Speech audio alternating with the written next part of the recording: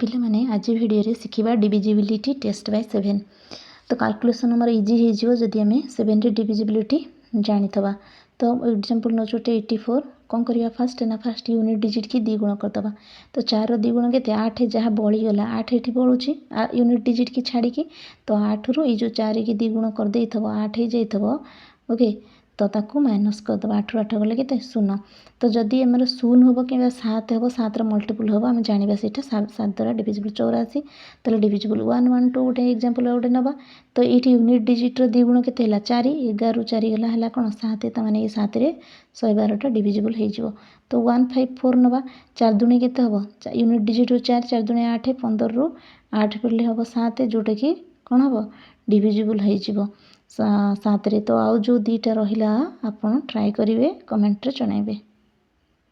पिला माने video like होतले like करिवे शेयर